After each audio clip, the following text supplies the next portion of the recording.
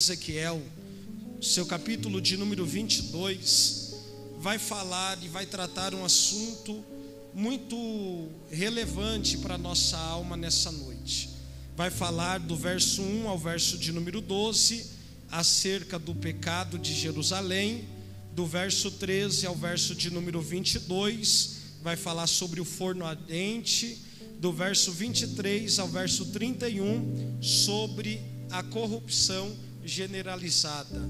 Toda vez que Deus, Ele me concede uma oportunidade para poder ministrar a palavra, eu sempre uso dessa oportunidade para dizer que toda história, ela tem um começo, toda história, ela tem um meio, e toda história, ela tem um fim. Eu não acredito em uma história sem começo, também não acredito em uma história sem meio, e jamais eu vou acreditar em uma história sem fim. A nossa vida, ela está baseada dentro dessas três coisas: começo, meio e fim. Se nós olharmos para o contexto dessa história, falando sobre o povo de Israel, nós vamos perceber que o povo de Deus vive debaixo de uma oscilação espiritual, aonde há momentos que o povo está em cima, aonde há momento que o povo está embaixo, aonde há momento que o povo quer saber de orar, aonde há momento que o povo não quer saber do caminho da oração, aonde há momento que o povo quer ir ao templo, e aonde há momento que o povo não quer ir ao templo.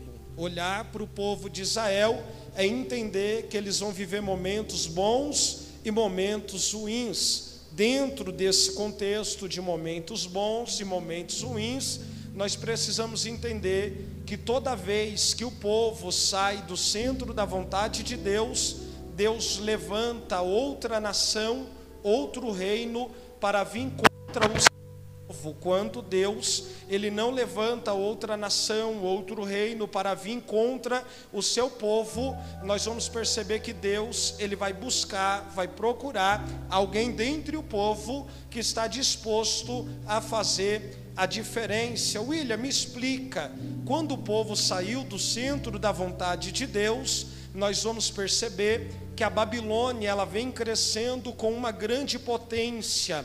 A Babilônia não só vem crescendo com uma grande potência, mas ela vai invadir Jerusalém por 3 vezes. Dentre essas 3 vezes que Jerusalém é invadida, eles vão levar judeus para dentro do cativeiro. Deus, Ele já havia usado o profeta Jeremias para dizer que entregaria o seu povo nas mãos dos babilônicos para passar por um período de cativeiro de 70 anos. 70 anos esse povo estaria cativo, 70 anos esse povo estaria preso, 70 anos esse povo estaria sendo humilhado, 70 anos esse povo estaria passando pelo processo da humilhação.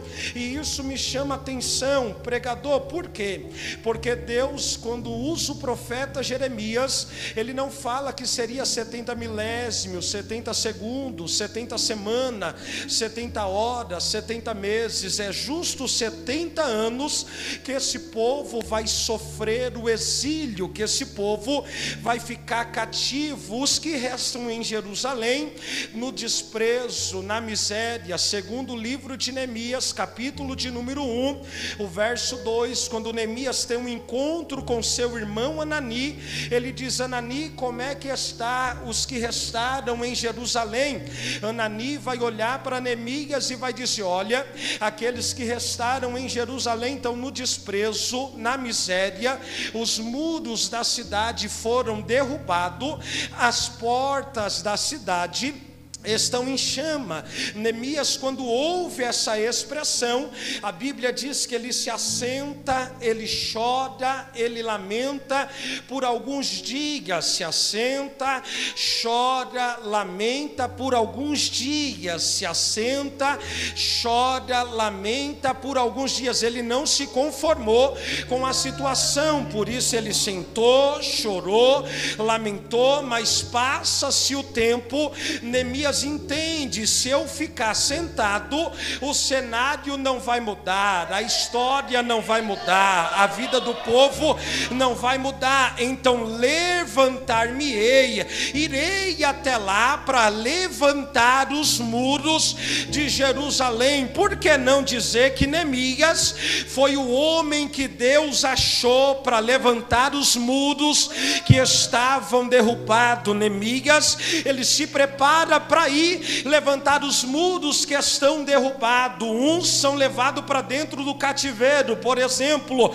Daniel, Misael, Azarias e Ananias, eles são levados para dentro do cativeiro babilônico, eles vão vivenciar dentro do cativeiro. Porém, Ezequiel, junto com um grupo de pessoas, eles não vão entrar para dentro do cativeiro, mas a Bíblia nos mostra que eles vão ficar nas margens do rio da Babilônia. Por exemplo, Salmos de número 137, a Bíblia diz que eles vão se assentar, eles vão chorar quando ele se lembrava de Sião. Olha que interessante, a primeira coisa que o inimigo conseguiu fazer com quem era de Jerusalém era paralisar a adoração daquele povo. Em Jerusalém eles se movimentam, em Jerusalém eles cantam, em Jerusalém eles dão glória, em Jerusalém eles profetizam, em Jerusalém eles entregam um culto. Quando eles são levados para o cativeiro, aqueles que estão na margem,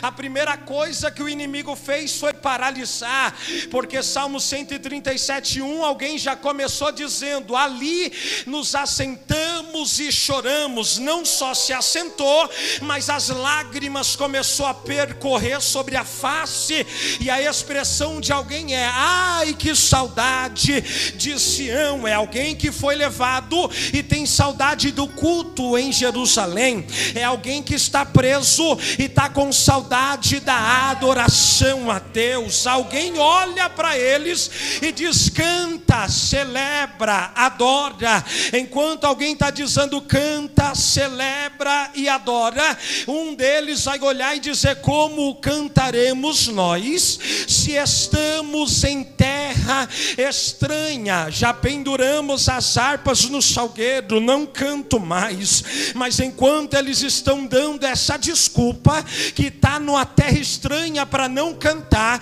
Daniel, que já está dentro do cativeiro babilônico, aonde alguém disse: rei, não aceita mais adoração a outros deuses, o rei assinou o decreto, carimbou a carta.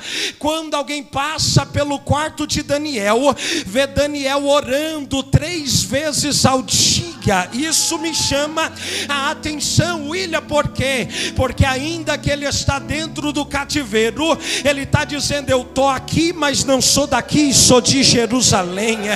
Eu sou adorador, independente do cenário que o Senhor me colocar.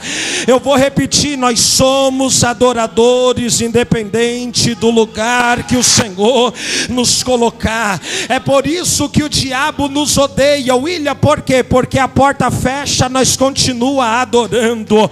É por isso que o diabo nos odeia, porque ele ataca na direita, ataca na esquerda, ele vem de frente, ele vem na retaguarda, e nós continuamos adorando e glorificando o nome do Senhor. Percebe que Daniel, ele faz parte desse contexto. William, qual contexto?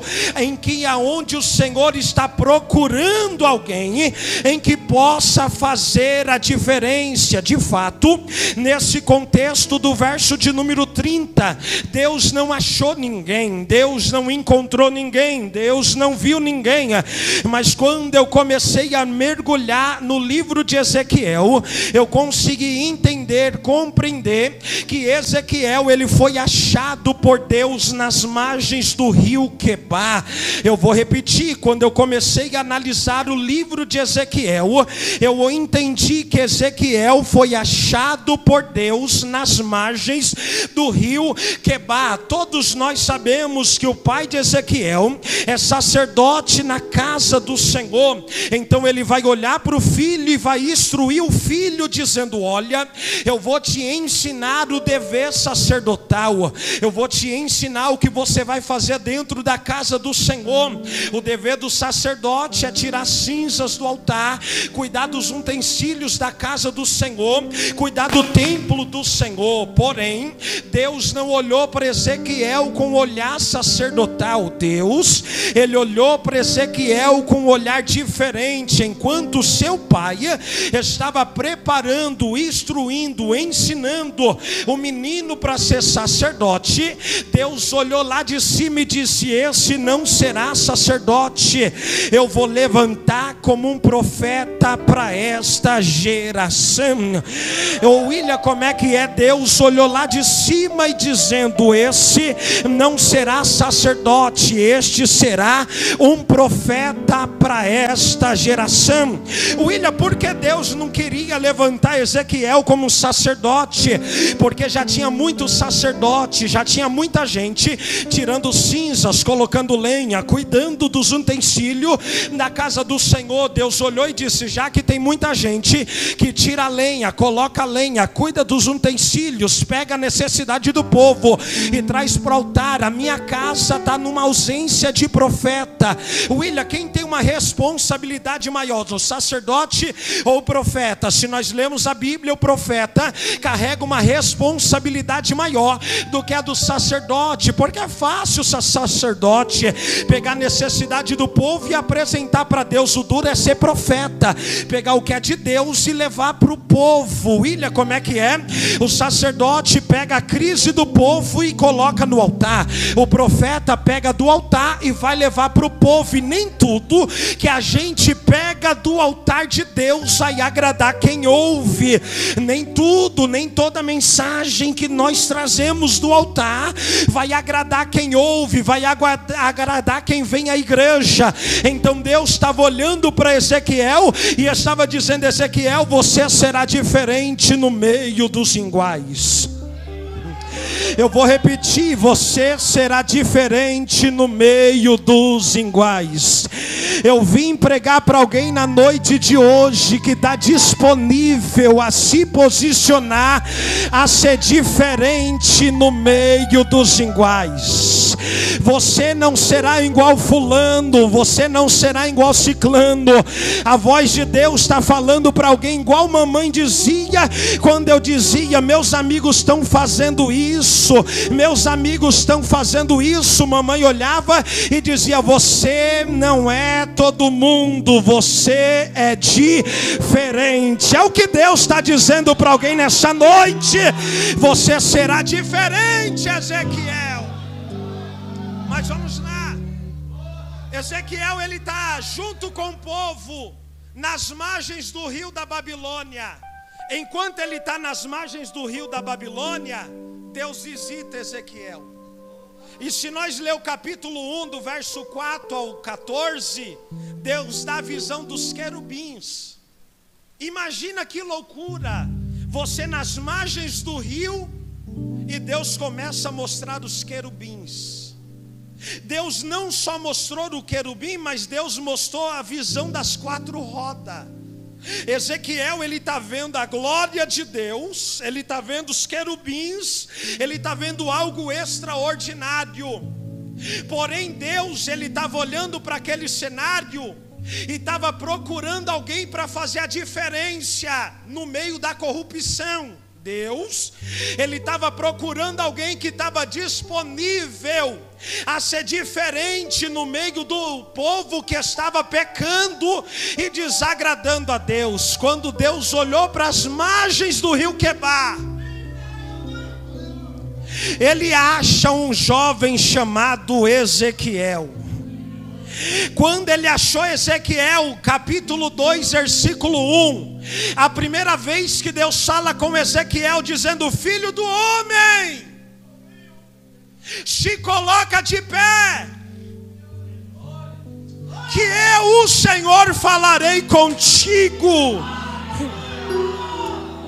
Quando Deus, Danilo, está dizendo filho do homem, Ele está dizendo: eu conheço a tua história, eu conheço o seu pai, eu sei que ele te ensinou o dever sacerdotal, mas se você se colocar de pé, William, porque Deus estava dizendo: Ezequiel, eu só vou te usar se você aceitar a se posicionar diante da minha presença, porque eu poderia falar com qualquer outra pessoa, mas eu marquei essa festa para falar com você, eu marquei esse congresso para falar com você.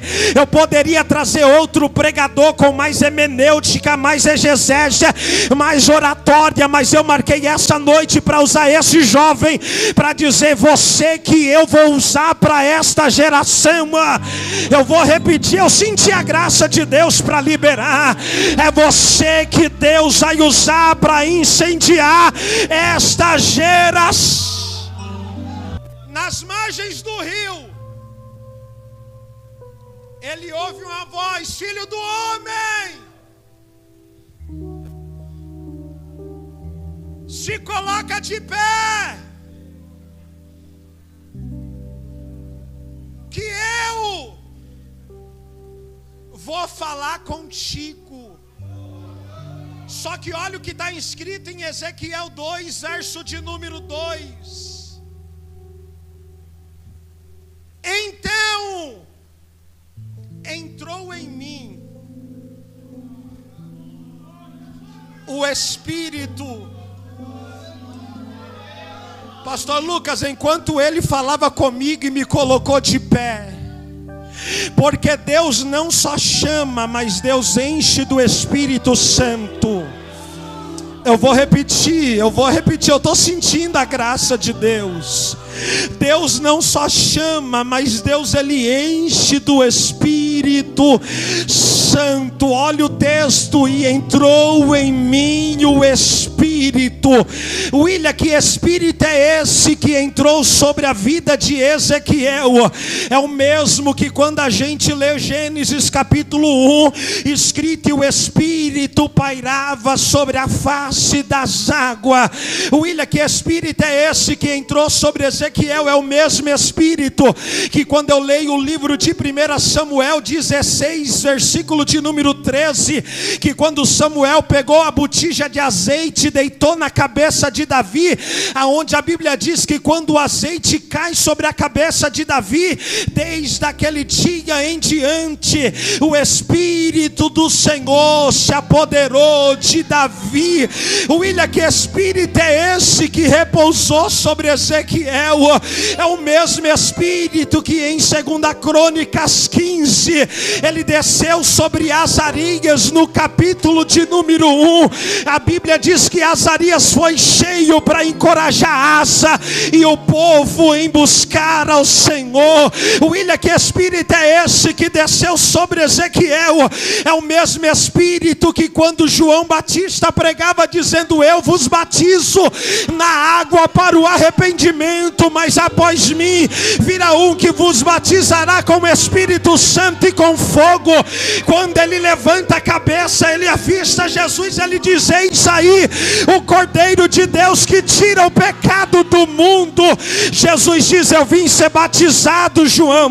João diz: eu não sou digno nem de desatar a sandália dos teus pés. Jesus diz: faça isso porque é cumprimento da minha palavra. Quando João Batista mergulhou Jesus no Rio Jordão, Marcos capítulo 1, versículo 10, quando ele saiu das águas, logo o céu se abriu, ouviu-se uma voz que dizia: este é meu filho amado em quem eu me comprazo, e veio sobre ele o Espírito em forma corpórea de uma pomba, repousou sobre a cabeça dele. Esse mesmo Espírito que repousou sobre a vida de Ezequiel é o mesmo de Atos capítulo 2, que todos estavam reunidos no mesmo lugar. De repente veio do céu um som como de um vento vermente impetuoso, foram vistas sobre eles línguas repartidas como de fogo. Porém o verso 4 a Bíblia diz: e todos foram cheios do Espírito Santo de Deus. William, eu ainda não entendi. Esse mesmo Espírito é o mesmo que Jesus disse em Lucas 24:49: e eis que sobre vós eu envio a promessa do meu Pai. Ficai, porém, na cidade de Jerusalém, até que do alto sejais revestidos de poder. Até que do alto sejais revestidos de poder. William, ainda não entendi. O mesmo Espírito que repousou sobre esses homens que eu citei na Bíblia é o mesmo que no dia 7 de setembro de 2024 ele está passando na Assembleia de Deus, Ministério São Paulo, e está dizendo: deixa eu ver quem quer receber, deixa eu ver quem quer ser o trono do Espírito Santo de Deus. Eu quero ser o primeiro a ser achado por Ele, eu quero ser o primeiro a ser cheio dele. Pregador, por quê? Porque ninguém é cheio de braço cruzado, ninguém é cheio de perna cruzada, ninguém é cheio se não adorar. Salmos 81:10, a Bíblia diz: assim diz o Senhor, que te tirou da terra do Egito, abre bem a sua boca e eu te encherei. Eu vou dar 10 segundos para você adorar a Deus. Você receber essa glória que está passando no nosso meio. Não é jargão de pregador, mas o Espírito Santo está pairando sobre essa igreja. O Espírito Santo vai batizar alguém com o Espírito Santo nessa noite. Não se assusta se alguém pular da cadeira, se alguém começar a marchar, se você começar a ouvir barulho de línguas tomando a igreja. É o Espírito Santo repousando sobre a vida de alguém. Pegue essas pessoas que faz parte desse 30 anos e pede para eles voltar nos cultos de 20 anos atrás. Não precisava de ninguém, era só cantar o louvor da harpa que o Espírito Santo passava no meio da igreja. Era só cantar: ó, quão cego eu andei, perdido vaguei, que alguém dizia: eu quero aceitar Jesus, eu quero Deus. Então não é 30 anos de paraquedas, é 30 anos debaixo da graça, do poder e da autoridade do Espírito. O Espírito Santo está passando no nosso meio. Eu vou repetir: o Espírito Santo, ele está passando no nosso meio. E ele falou no meu ouvido: eu vou levantar quem veio receber, eu vou encher quem veio receber, eu vou encher quem saiu de casa disposto a entregar uma adoração. Alguém já disse aqui: alegrei quando me disseram vamos na casa do Senhor. O servo de Deus já deu uma saudação dizendo que não é no monte, não é no templo, mas que o Pai procura os verdadeiros adoradores que adoram Ele em espírito e em verdade. Então o momento de adorar é esse, o momento de entregar o louvor e adoração para Ele ainda é esse, porque lá em Ezequiel 22:30 ele não achou, mas eu creio que hoje ele vai achar.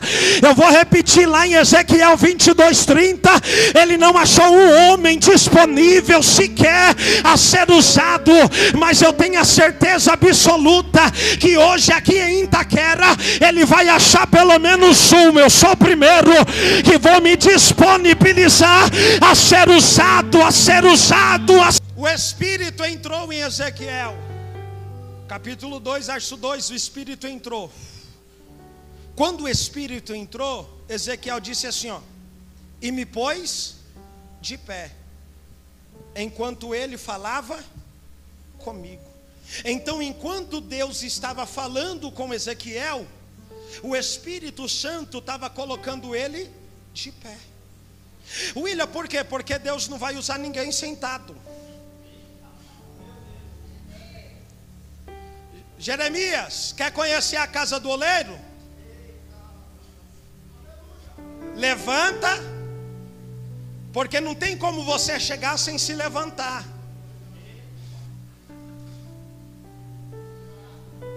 O Espírito entra, coloca Ezequiel de pé. Aí Deus começa a falar para ele no verso 3: filho do homem, eu te envio aos filhos de Israel. Irmãos, olha o público que Ezequiel vai pregar. rebeldes. Está no texto, 2:3. Uma geração que ouve, mas não pratica aquilo que ouve.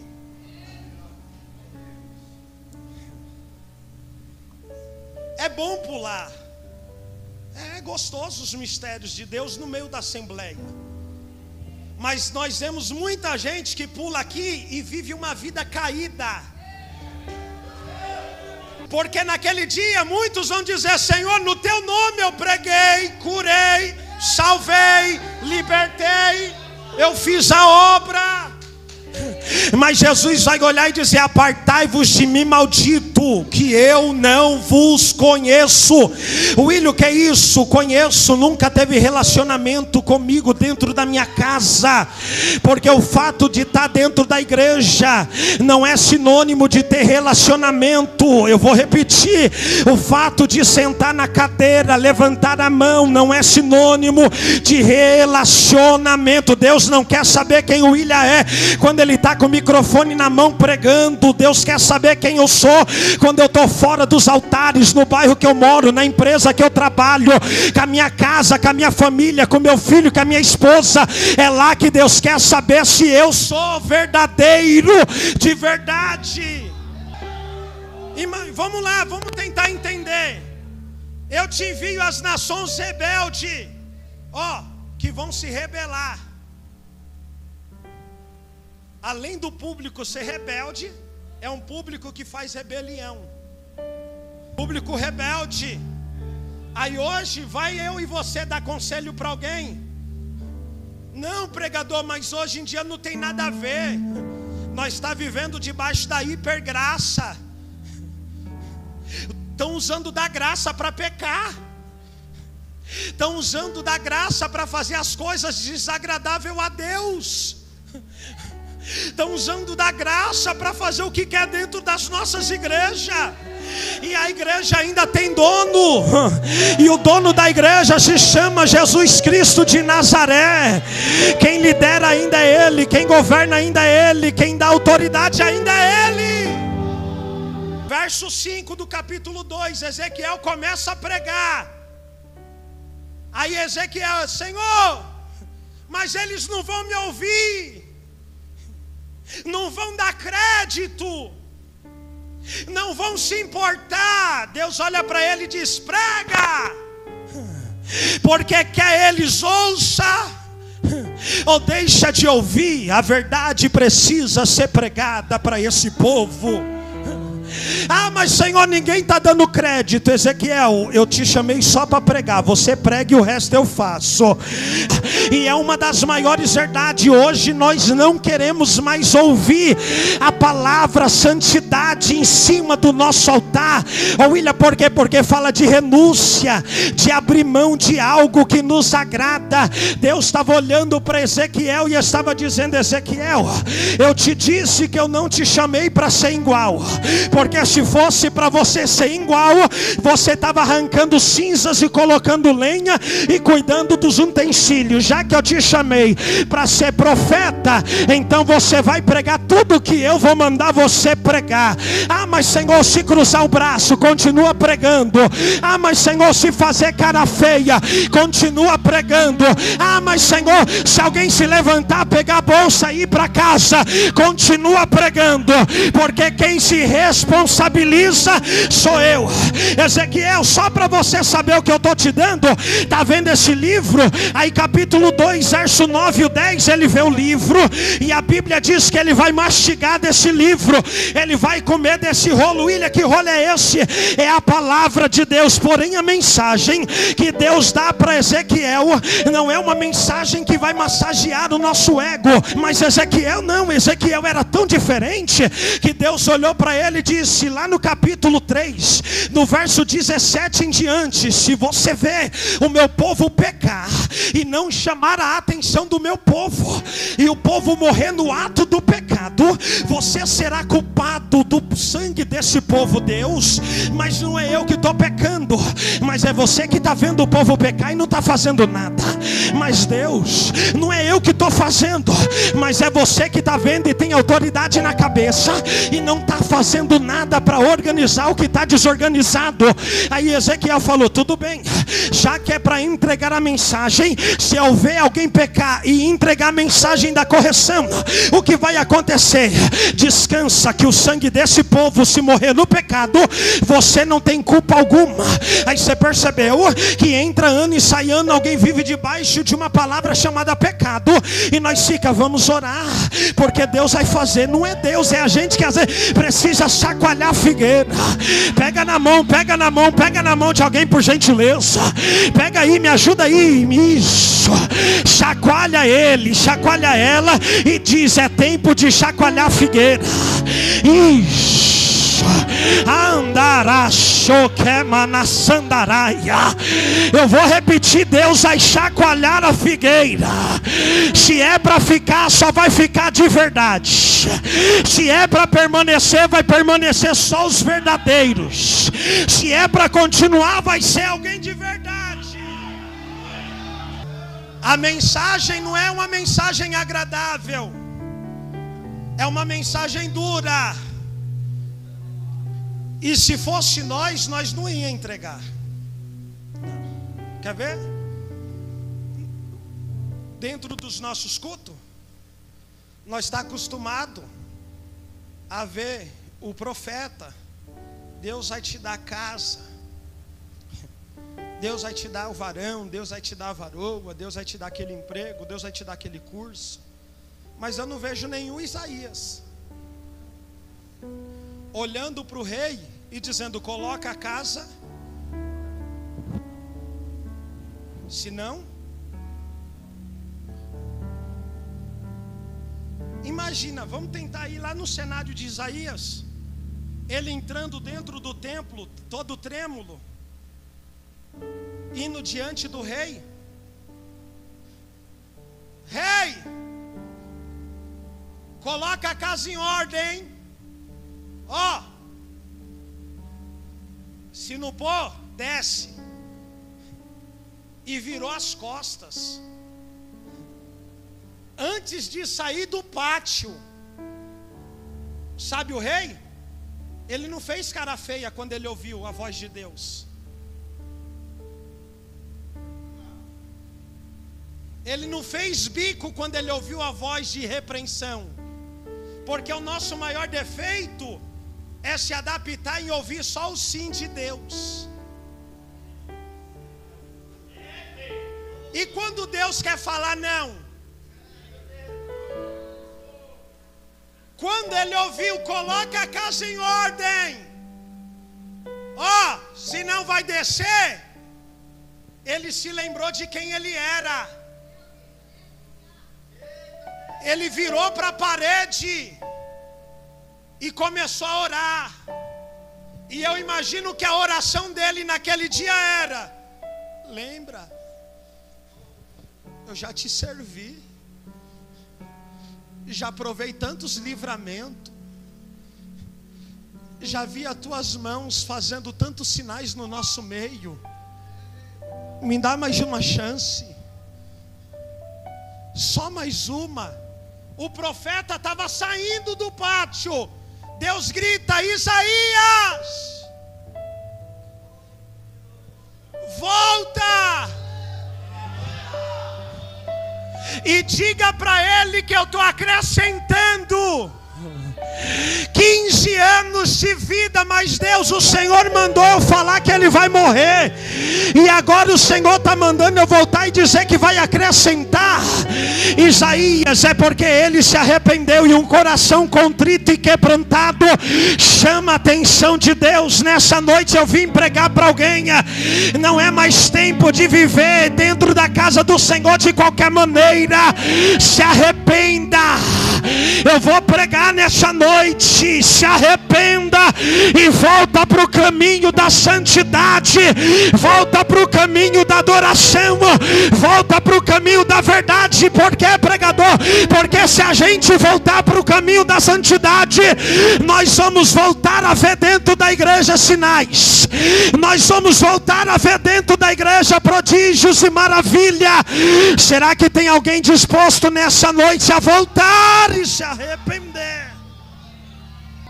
Deus procura. Deus está procurando alguém que queira ser diferente. E eu repito, toda vez que o povo pecar, Deus levanta outro reino para vir contra o povo, ou Deus vai procurar alguém que está no meio do pecado, mas não peca. Deus disse assim, ó, eu achei a Davi. Não foi o homem.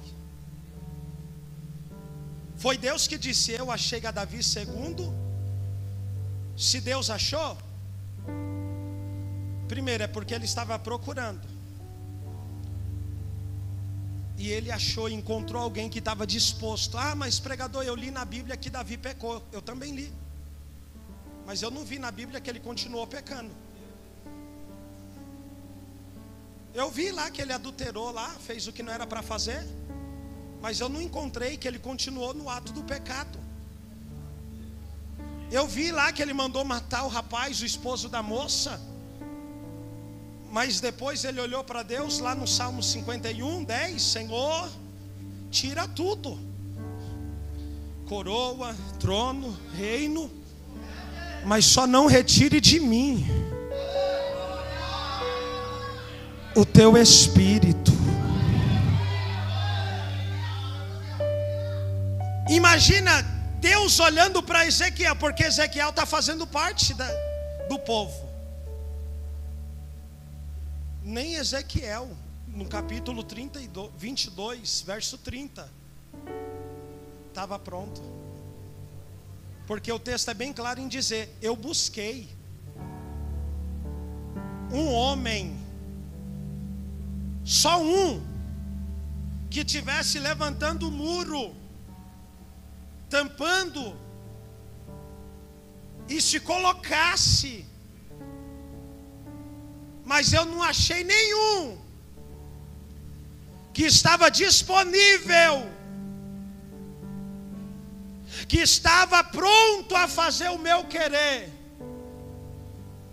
para poder livrar. Olha o porquê Deus quer nos levantar. Porque através da nossa vida vai ter livramento. Através da nossa vida Deus vai operar milagres, sinais, prodígios e maravilha. Imagina Deus olhando para essa festa, e a voz dele suavemente passando e dizendo, eu estou buscando um homem, eu estou buscando um jovem, eu estou buscando uma mulher que esteja disposto, que esteja preparada, que esteja pronto para fazer a minha vontade, que esteja pronto para fazer o meu querer. Se nós olharmos para a Bíblia, Deus pergunta, Isaías, quem eu enviarei? Quem há de ir por nós? Isaías olhou para a direita, não tinha ninguém. Ele olhou para a esquerda, não tinha ninguém. Ele olhou para a sua frente, não tinha ninguém. Ele olhou para trás, não tinha ninguém. Ele olha para os céus e grita, eis-me aqui, envia-me a mim. Não é mais tempo de você falar, Deus, envia fulano, envia ciclano. Deus está dizendo para alguém, eu quero usar você, Ezequiel, eu quero levar você, Ezequiel, eu quero encher você. Ah, mas Senhor, levanta o irmão da esquerda. Deus está dizendo, ei, eu marquei essa noite, sentei você nessa cadeira para dizer, quem eu vou usar é você, quem eu vou encher é você, quem eu vou enviar é você. Ah, mas pregador, não sei pregar, não sei falar. Se prepara, porque Deus vai colocar palavras nos seus lábios para você pregar no ponto de ônibus quando alguém começar a murmurar. Deus vai colocar palavras nos seus lábios para você pregar na fila do mercado quando alguém começar a questionar.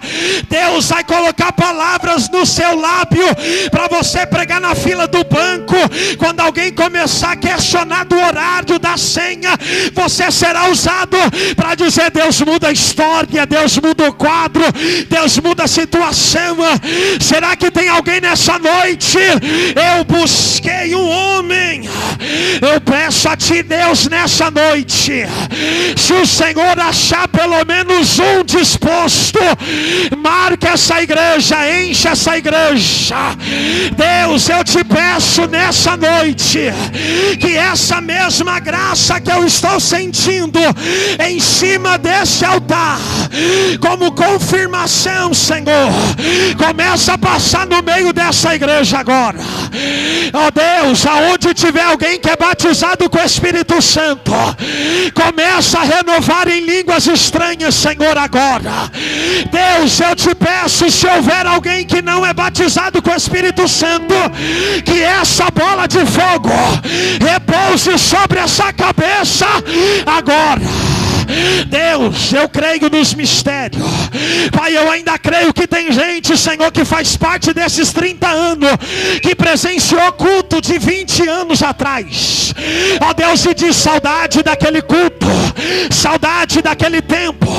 Mas eu profetizo que essa noite, Senhor, essa igreja vai matar a saudade da tua graça, da tua presença, do teu renovo, do seu poder. Eu vou liberar.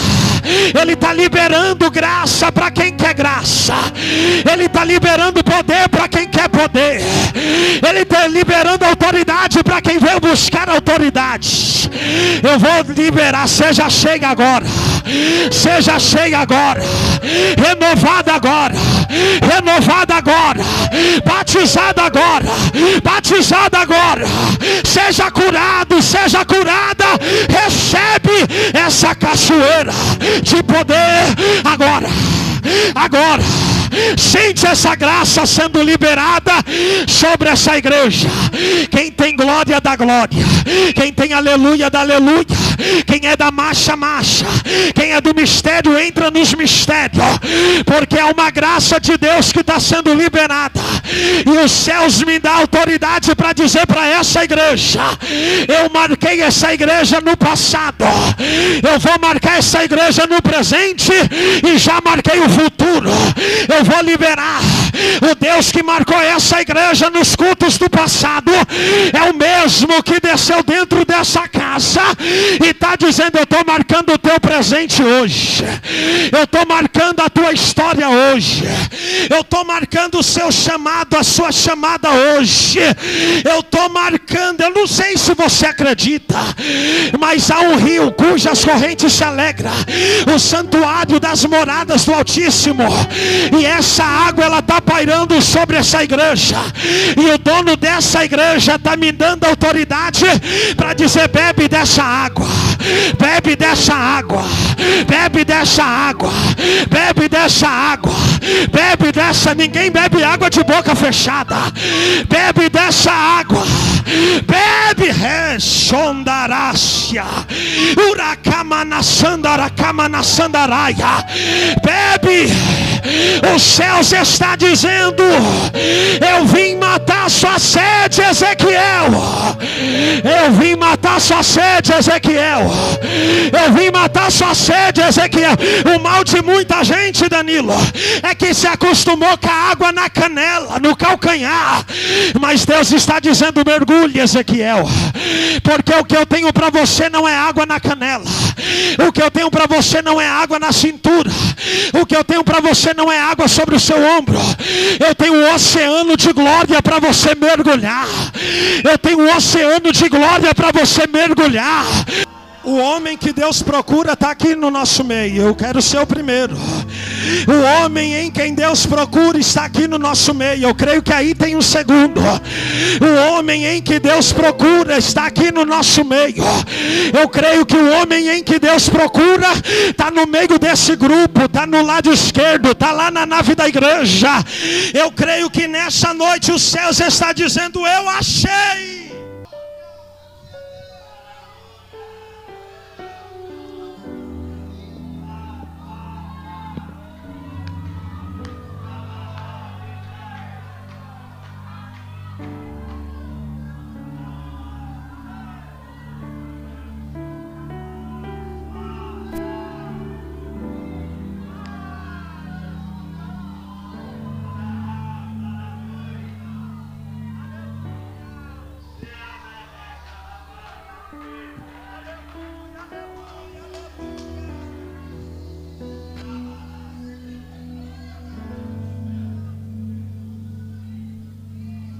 O Deus que achou Noé está aqui.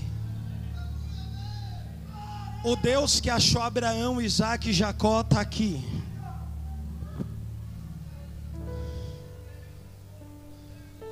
Finalizamos aqui. Olha o que Deus estava dizendo. Eu procurei um homem e não achei nenhum.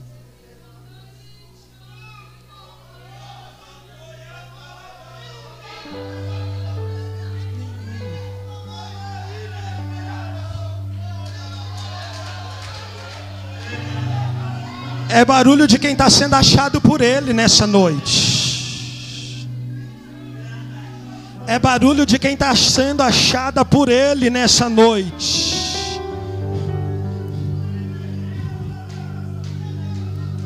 Se você entender a dimensão de glória que os céus querem envolver pessoas,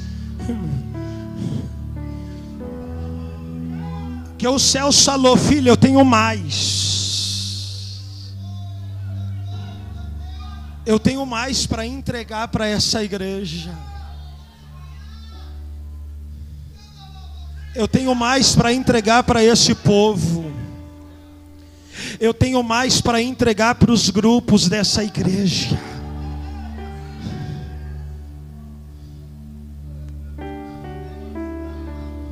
Ele tem mais. Lá ele não achou. Mas o tempo foi passando e ele te achou.